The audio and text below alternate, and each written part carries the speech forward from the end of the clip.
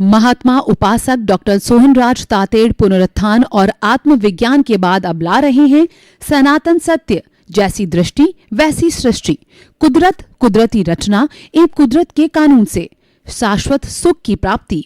Log in करें www.drsohanrajtated.com, YouTube channel doctor Sohanraj Tated, play store से download करें mobile app doctor Sohanraj Tated.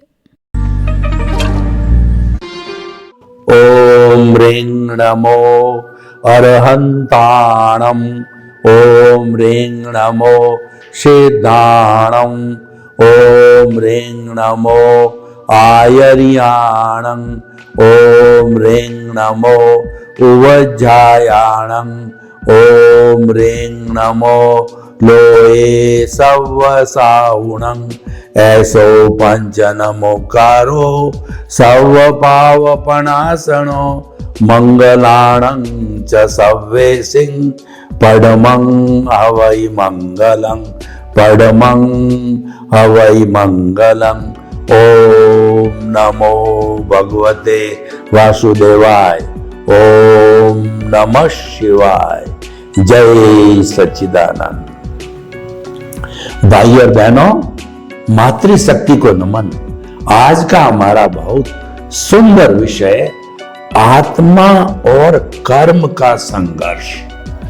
आत्मा चेतन है और कर्म जड़ है, यानी ये दोनों विजातीय पदार्थ है। ये स्व और पर है, फिर भी ये जो है वो जन्म जन्मांतर से आपस में मिले हुए हैं और ये संघर्ष बहुत लंबे समय से चल रहा है। इस संघर्ष को टंकोत्कीर्ण कहा जाता है। टंकोत्कीर्ण का अर्थ ये है कि एक भगोले के अंदर दूध को लिया, उस पर 10-20 बूंदे घी की डाल दी। अब इस घी और दूध को मथा जाए तो घी इसके ऊपर तैरता ही रहता है, यानी कि मिश्री अगर डाली जाए तो घुलनशील होने का घुल करके दूध मीठा हो जाता है। या जो नमक जो है वह दूध के अंदर डाला जाए तो वह घुलनशील होकर के और दूध खारा हो जाता है। लेकिन वो तेल ऐसा नहीं होता है, वो तो हमेशा अलग ही रहता है। दोनों मिक्स है पर वो अलग ही है, इसीलिए इसको टंकोत्कीर्ण कहा जाता है। ठीक इसी तरह हमारे शरीर के अंदर आत्मा भी है और जड़ रूपी ये शरीर भी है। ये शरीर पिछले जन्म के कर्म के भुगतान के लिए जो है ये मिला है, लेकिन इस शरीर और आत्मा का जो आपस में गठबंधन हुआ है या आपस में मिले हैं, उसका कारण इनके बीच में फेविकोल है, जिसको हम अज्ञान कहते हैं। ये फेविकोल कैसा है कि एक तरफ जो है हमारी जो फिनिश करी हुई लकड़ी है उसको आत्मा मान लो, और दूसरी तरफ जो है वह जो सनमाइका है जिसको आप शरीर मान लो। अब हम इसके फर्नीचर बनाना चाहते हैं तो लकड़ी पर फेविकोल को लगाया जाता है और ऊपर सनमाइका लगाई जाती है और 24 आवर्स तक उसको बाहर देकर के दबाया जाता है, तो वो एक मेक होकर के और अच्छा डेकोरेटिव फर्नीचर बन जाता है। तो ठीक इसी तरीके से हमारी ये विशुद्ध आत्मा अज्ञानता के कारण इस शरीर से जुड़ी हुई है। भगवान महावीर को उनके शिष्यों ने पूछा कि भगवान आप बताओ कि शरीर और आत्मा ये जड़ और चेतन का संबंध कब से है? तो भगवान तीर्थंकर होने के बावजूद भी ये उत्तर उनको पता नहीं था, तो उन्होंने प्रति प्रश्न किया अपने शिष्यों को कि आप बताओ कि पहले मुर्गी हुई या अंडा हुआ? तो शिष्य सोचते रहे कि अंडे बिना मुर्गी नहीं हो सकती, मुर्गी बिना अंडा नहीं हो सकता, तो पहले पीछे किसको कहें। तो उन्होंने भगवान से फिर प्रार्थना की, प्रभु हम तो अज्ञानी हैं, इसका उत्तर तो आप ही दो। तो भगवान ने कहा उत्तर मुझे भी ध्यान नहीं है, इसको पश्चानुपूर्वी माना जाए, यानी ये अनादि अनंत काल से आपस के अंदर जुड़े हुए हैं और जब तक जो है ये ज्ञाता दृष्टा भाव से, वेद विज्ञान से, जुदापन की जागृति से जो है साधना करके अलग नहीं हो जाते दोनों, यानी अज्ञान नाश नहीं हो जाता है, तब तक ये आत्मा मुक्त नहीं हो सकती। इसीलिए कहा गया है कि अज्ञान का नाश ही सच्चा नाश है, अज्ञान का त्याग ही सच्चा त्याग है। हम लोग त्याग करते हैं, आज उपवास है, बेले की तपस्या, तेले की, चोले की, पंचोले की और 6 मास की, मास खमन की, और भी जो है हम धन छोड़ते हैं, कंचन कामिनी को छोड़ते हैं, संसार को छोड़ते हैं और साधु बनते हैं, तो ये त्याग है। लेकिन वास्तव में सबसे बड़ा त्याग है अज्ञान को त्यागना, क्योंकि अगर हमारा लक्ष्य मुक्ति का है, शाश्वत सुख का है, हम सर्व दुखों से छुटकारा पाना चाहते हैं, हम जो है वो हमारी मूल आत्मा को पाना चाहते हैं, तो हमें जो है वह अज्ञान का नाश करना पड़ेगा, हर हालत में अज्ञान का नाश करना पड़ेगा। अब ये अज्ञान को अलग अलग धर्म दर्शनों ने अलग अलग रूप में कहा है। कोई इसको कर्म शरीर कहता है, कोई इसको लिंग शरीर कहता है, और कोई इसको कार्मण शरीर कहता है, कोई इसको पुण्य पाप कहता है, कोई अदृष्ट कहता है, कोई ईश्वर कहता है। तो इस तरीके से अलग अलग नाम दिए, लेकिन जितने भी पूरे विश्व के अंदर 360-65 कुल धर्म है, उन कुल धर्म के अनुसार जो है देखा जाए तो अज्ञान शब्द के अंदर प्राय सभी लोग एग्री है, और कई इसको अविद्या भी कहते हैं। तो ये जो है अनादि अनंत काल से इन दोनों का संबंध जो है जुड़ा हुआ है। लेकिन जो मनुष्य जीवन है वो शाश्वत सुख की नींव लगा सकता है और कोई प्राणी नहीं लगा सकता, यानी कि सम्यक दर्शन मनुष्य को ही होता है, और प्राय कोई इक्के दुक्के तिर्यंस को भी हो सकता है, लेकिन मुख्य रूप से मनुष्य को ही होता है। सम्यक दर्शन होने का अर्थ हुआ कि जो है वो जो अपने शाश्वत सुख की नींव लग जाना। हमारा ये सनातन सत्य कार्यक्रम है जिसको हम यूनिवर्सल ट्रुथ कहते हैं, सार्वभौम सत्य कहते हैं, ultimate reality of this universe बताते हैं, क्योंकि हमने जो आधार लिया है वो कुदरत, कुदरती रचना और कुदरत का कानून पर आधारित है, और हम आपकी रॉन्ग बिलीफ को समाप्त करके आपको राइट बिलीफ में लाते हैं। क्योंकि कहा गया है कि अगर आप दिशा बदल दोगे तो दशा बदल जाएगी, आप नजर बदल दोगे तो नजरिया बदल जाएगा, और आप जो है वो दृष्टि बदल दोगे तो सृष्टि बदल जाएगी। तो ये हमारा दृष्टि विज्ञान है, यानी हम सृष्टि को बदलने की बात नहीं कहते हैं। सृष्टि को बदलने का अर्थ क्या है? किसी का धर्म परिवर्तन कराना और किसी का पूजा पाठ का तरीका जो है वो बदलाना, और जो है वो लोगों को अलग अलग विधि बताना, और लोगों को जो हमारा कुल धर्म है उस फॉर्मेट में लाना, और ये कहना कि मुक्ति है जो हमारे पास ही दूसरे के पास नहीं, ये हमारा काम नहीं है। हमारा काम तो दृष्टि को बदलना, यानी जो आपका मिथ्या ज्ञान, मिथ्या दर्शन है वो सम्यक ज्ञान, सम्यक दर्शन में बदल जावे। जो हम अज्ञान की बात बार बार करते हैं वो क्या है? मिथ्या ज्ञान, मिथ्या दर्शन और मोहनीय कर्म। मोहनीयकरण की एक अवस्था होती है अनंतानुबंधी कषाय, उसी के कारण ही सारा कर्मों का बंधन होता है। मोहनीय कर्म की 4 स्थितियां होती है। अनंतानुबंधी जो पत्थर पर लकीर खींचने के समान, गड्ढा करने के समान है, दुरु कार्य है। और दूसरा है कोमल लकड़ी पर जो है वो लकीर खींचना सरल काम है, और बालू रेत पे लकीर है वो अप्रत्याख्यानी के रूप में है, संजलन के रूप में है, वो पानी पर लकीर खींचने के समान। यानी अनंतानुबंधी कषाय को छोड़ करके शेष कषाय बहुत सरल है, एज गुड एज डिस्चार्ज है, आराम से साफ हो सकते हैं।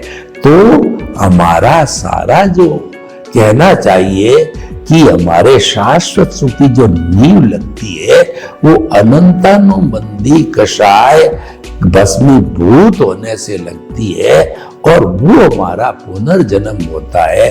वो मनुष्य भव में ही हो सकता है और किसी भव में नहीं होता है, और वह केवल गुरु के द्वारा ही किया जा सकता है। गुरु बिना ज्ञान नहीं होता है। गुरु गोविंद दाऊ खड़े और काके लागू पाए, बलिहारी गुरु आपनी और गोविंद दियो बताए।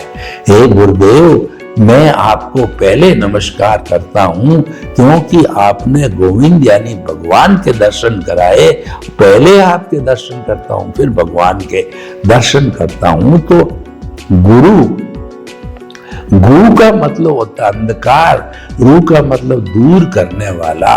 गुरु है हमारा अज्ञान रूपी अंधकार दूर करने वाला व्यक्ति होता है, और वो हमारा अनंतानुबंधी कषाय को भस्मीभूत करता है। भस्मीभूत कैसे करता है? जैसे काल बेलिया जब पुंगी बजाता है और अच्छे अच्छे नाग जो है उस पुंगी के म्यूजिक के कारण वशीभूत होकर नाचते लग रहे हैं, तो काल बेलिया उनका जो कंठ कूप है जिसके अंदर जहर की थैली होती है वो दबा करके शल्य चिकित्सा करके बाहर फेंक देते हैं और वो एक साधारण नाग बन जाता है। फिर जो है वो कालबेलिया अपने शरीर के ऊपर उसको डसाता है और लोगों को दिखा के पैसा वसूल करता है, अपने पिटारे में उसको बंद रखता है, सोर्स ऑफ इनकम बन जाती है। तो सच्चा गुरु होता है, सच्चा ज्ञानी पुरुष होता है, वो हमारा पुण्योदय उसका पुण्योदय, हमारा भाग्योदय उसका भाग्योदय, और हम निमित्त बनते हैं वो निमित्त बनता है, और जो हमारी कुदरत है वो संजोग जुटाती है। तो ये सभी चीजें मिल करके द्रव्य क्षेत्र काल भाव मिल करके जो है हमको वो ज्ञान की प्राप्ति कराता है, यानी अनंतानुबंधी कषाय को भस्मीभूत कर देता है और हमारी सीट चेंज होकर के हम अंतर आत्मा पद पर आ जाते हैं। तो भाइयों बहनों, जो आज का हमारा विषय है कि कर्म और आत्मा का जो है आपसी संघर्ष ये चलता रहता है। ये क्या है, उदय और प्रारब्ध के अधीन है, लेकिन अगर हम बहिर आत्मा ही रहते हैं जो कि जन्म जन्मांतर से रहते आए हैं, तो फिर हम जन्म जन्मांतर के अंदर घूमते रहेंगे, क्योंकि नई कॉजल बॉडी बनेगी। हम जो पुरानी कॉजल बॉडी है उसके साथ जुड़े रहते हैं तो नई कॉजल बॉडी बन जाती है, और ये जो चेन चलती रहती है, अंतर आत्मा बनने पर चेन टूट जाती है। यानी कि जब हम अंतरात्मा बनते हैं तो हमको ट्रेनिंग दी जाती है, प्रकृति और पुरुष को अलग रखो, क्योंकि एक भाव सत्ता प्रज्ञा जागृत हो जाती है, वह दोनों को अलग रखती है, मिलने नहीं देती। और हमारा जब जो कर्मों का फोर्स ज्यादा आता है और वह प्रकृति पुरुष के साथ मिलने की कोशिश करती है, तो हमारी प्रज्ञा उसको अलग कर देती है, जिंदगी भर मिलने नहीं देती है, और वह मिलने नहीं देने का से हमारी उपलब्धि होती है कि ज्ञाता दृष्टा भाव आ जाता है, जुदापन की जागृति आती है, भेद विज्ञान आता है। ये परिवर्तन होने से हमारी जो आत्मा और कर्म का संघर्ष, यानी जो कर्म इसके साथ जुड़ा रहता है, उसकी धुलाई होती रहती है।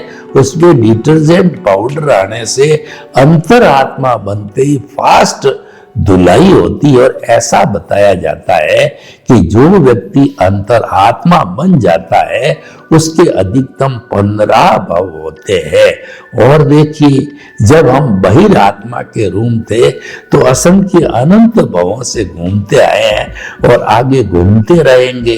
तो फिर जो है ये अंतरात्मा पद तो अच्छा पद है, तो ये पद हमको प्राप्त हो जाता है और हमारा जो कहना चाहिए पुनर्जन्म हो जाता है। हमको एक नया जन्म जो है मिलता है, एक हमारा सूर्योदय होता है जीवन का, कि हमें एक उपलब्धि हो जाती है, एक चिंतामणि रत्न पारस मणि कामधेनु वैतरणी नदी, और जो है हमको नंदन वन की प्राप्ति हो जाती है। सम्यक दर्शन होने का अर्थ ये कि वो जीव कभी न कभी मोक्ष जरूर जाएगा और वह अच्छा पुरुषार्थ करे, जागृति बनाए रखे। तो अधिकतम 15 भवों की बात कही गई है। तो भाइयों बहनों, देखिए, आत्मा का संघर्ष जो है वह अंतर आत्मा बनने के बाद के अंदर वह संघर्ष काफी धीमा पड़ता है, क्योंकि कर्मों की शुद्धि फास्ट स्पीड से चालू होती है। क्यों चालू होती है कि हम उन कर्मों को देखना चालू कर देते हैं, हम ज्ञाता दृष्टा बन जाते हैं, हम जुदापन की जागृति होती है, और जो है वो हम जो है वो भेद विज्ञान करने लग जाते हैं। यानी कि हम जो है यूनिवर्सल ट्रुथ को पकड़ लेते हैं, कुदरत के कानून को जो है हम मानने लग जाते हैं। देखिए कि हमारे शास्त्रों में कहा गया कि मुक्ति के 4 मार्ग हैं। वो है सम्यक ज्ञान, सम्यक दर्शन और सम्यक तप और सम्यक चारित्र। तो देखिए कि जब हमारा प्रभु हाजिर हो जाता है, जब हम अंतरात्मा बनते हैं, जब हमको ज्ञान मिलता है, तो हमारा प्रभु यहाँ आकर के शुद्ध भावों के साथ में विराजमान हो जाते हैं और वो जिंदा भगवान बन जाता है। जैसे कि मंदिर में मूर्ति का भगवान होता है, तो हमारे यहाँ पर जिंदा भगवान विराजमान होने से पुरुषार्थ बढ़ जाता है और ये होता है एक प्रकाश हो जाता है, जिसको एनलाइटनमेंट कहते हैं, प्रज्ञा की जागृति कहते हैं। तो उस प्रकाश के कारण जो है हमारा जितना जितना अज्ञान है वह दूर होता रहता है, क्योंकि प्रकाश को जो है वह ज्ञान की उपमा दी गई है, अंधकार को अज्ञान की उपमा दी गई है। सबसे बड़ा अज्ञान क्या है कि मैं और मेरा सबसे बड़ा अज्ञान है। यह शरीर मेरा है, इस शरीर का संचालक मैं हूँ, ये घर मेरा है, ये धन दौलत मेरी है, बाल बच्चों को मैं पढ़ाता हूँ और अपने आप को कर्ता भाव में डाल देते हैं। ये सबसे बड़ा ज्ञान है, जबकि वास्तव में कर्ता तो व्यवस्थित शक्ति है, साइंटिफिक सर्कमस्टेंशियल एविडेंसेज है, वही करता है। उसने किसी को कर्ता नहीं बनाया है, न कर्ता बनने की पावर ऑफ अटॉर्नी ने दी है। ये हमारा मिथ्या ज्ञान, मिथ्या दर्शन है, उसके कारण हम कर्ता बने हैं। लेकिन अंतरात्मा पद पर आते ही हमारा मिथ्या ज्ञान, मिथ्या दर्शन, यानी जो हमारा मोहनीय कर्षम, नो ऑनरशिप, नो डूअरशिप, सबसे पहले समाप्त हो जाती है। अनंतानुबंधी कषाय का समाप्त होने का अर्थ यह हो गया कि आप निमित्त बन गए। निमित्त बनने के बाद में जन्म जन्मांतर के लिए जो है हम हमेशा निमित्त बने रहेंगे। कभी भी जीवन पर्यंत जब तक कि मुक्ति को नहीं जाएंगे तब तक हम जो है वो कर्ता नहीं बन सकते। ऐसा परिवर्तन हो जाता है। यही सबसे बड़ा परिवर्तन है। तो भाई और बहनों, जो आत्मा का और हमारे कर्मों का जो संबंध है, यानी अज्ञान और आत्मा का जो संबंध है, वो एग्रीमेंट है जन्म जन्मांतर का, वो टूटने लगता है। और टूट टूट करके और कुछ ही भवों के अंदर जब हम इसी स्थिति से चलते हैं और निमित्त, निर्दोष, अकर्ता और शुद्ध आत्मा ये डिटर्जेंट पाउडर है, जो कि हमारी जो कहना चाहिए कि केंद्र में तो आत्मा है और हमारी जो कहना चाहिए कि हमारी जो परिधि है, जिसके अंदर धन है, दौलत है, पद है, प्रतिष्ठा है, रिश्ते हैं, नाते हैं, उनको जो है ये निमित्त, निर्दोष, अकर्ता और शुद्ध आत्मा ऐसा डिटर्जेंट पाउडर है कि ये आत्मा की शक्ति जो केंद्र में विराजमान है और सम्यक ज्ञान, सम्यक दर्शन उनका हाजिर है, तो वह डिटर्जेंट पाउडर इनकी सफाई करता रहता। देखिए, निमित्त का अर्थ ये हो गया कि मैं किसी चीज का कर्ता नहीं हूं, मैं तो मात्र निमित्त हूं। निमित्त होने से इस दुनिया का हर प्राणी निर्दोष भी हो जाता है। और निमित्त भावों वाला व्यक्ति ये मानता है कि समस्त दुनिया है वो वीतराग है और हर प्राणी जो है निर्दोष है, क्योंकि वह अपनी स्वतंत्र सत्ता नहीं रखता है। वह तो कुदरत के अधीन ही जो है वह आके खड़ा होता है या चला जाता है, तो कुदरत ही खड़ा करती इसको, यानी कि कुदरत का ही उस पर संचालन है।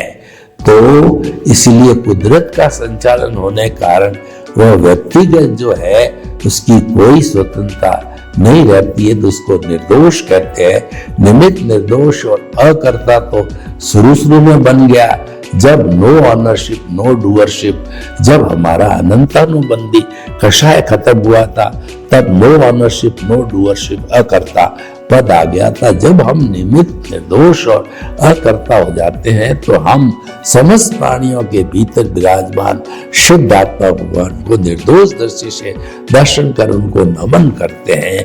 यानी कि भीतर जो है, जो सब में वही प्रभु है जो हमारे भीतर है। राम, कृष्ण, महावीर सब में मूल रूप से, द्रव्य रूप से वो एक सा ही है।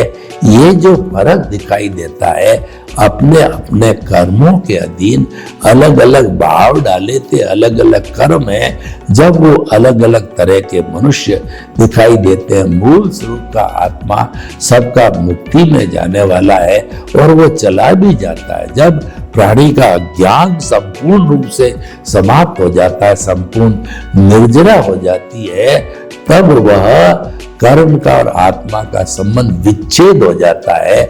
संबंध विच्छेद होने पर जो हमारे कर्म है, जो कि जड़ है और वो इस पर्यावरण से आए थे, उसके अंदर चले जाते हैं, चतुस्पर्शी रूप के अंदर, और वहां चले जाते हैं। सिर्फ पीछे जो है ये पंचभूत का पुतला रहता है, वह भी समाप्त हो जाता है। पृथ्वी पृथ्वी में, जल जल में, अग्नि अग्नि में, वायु वायु में और आकाश आकाश के अंदर विलीन हो जाता है। तो पंचभूतों की ताकत जो है वह जो है भूत भविष्य वर्तमान में सदा एक सी रहती है और वह जो है परिवर्तन नहीं आता है।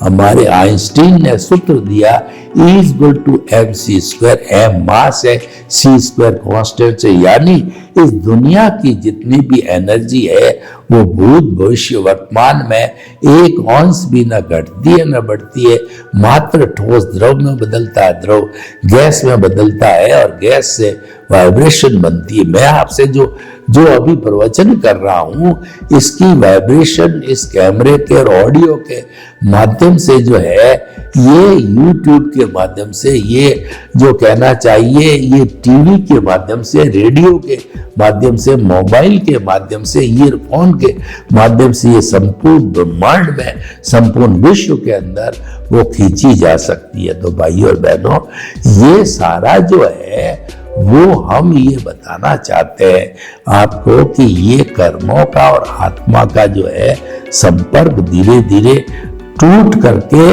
और आत्मा सिद्ध बुद्ध और मुक्त बन जाती है। अभी हमारे भारत क्षेत्र जिसमें हम रह रहे हैं वहां पर जो है ये अभी मोक्ष खुला नहीं है। मोक्ष महाविद्य क्षेत्र के जहाँ सिमंदर स्वामी भगवान जो कि हमारे तीर्थंकर है और उनकी कृपा हमारे भरत क्षेत्र पर चल रही है, उनकी कृपा से ही हम जो है वो महाविद्य क्षेत्र को जा सकते हैं, उनके दर्शन कर सकते हैं। और किसी का अगर बहुत आत्मा की पवित्रता है, उसको मुक्ति जाना है, तो वहीं सिमंदर स्वामी के चरणों में महाविद्य क्षेत्र के अंदर जो है वो जाकर के और अपने जो है कर्मों की शुद्धि करके वो सिद्ध बुद्ध और मुक्त वहां बन सकता है। तो भाइयों बहनों, जैसा कि आज का हमारा विषय है कि दोनों का संबंध है और वो मनुष्य जन्म में ही टूटता है। सर्वे भवन्तु सुखिनः, सर्वे सन्तु निरामया। लोग के जीवों को सुख मिले, शांति मिले, आनंद मिले, प्रेम मिले, सौहार्द मिले और सब हम शाश्वत सुख को प्राप्त करें। आपके प्रति मंगल भाव। ओम शांति। महात्मा उपासक डॉक्टर सोहनराज तातेड़ पुनरुत्थान और आत्मविज्ञान के बाद अब ला रहे हैं सनातन सत्य, जैसी दृष्टि वैसी सृष्टि, कुदरत, कुदरती रचना एवं कुदरत के कानून से शाश्वत सुख की प्राप्ति। लॉग इन करें www.drsohanrajtated.com। YouTube channel doctor Sohanraj Tated, play store से डाउनलोड करें mobile app doctor Sohanraj Tated.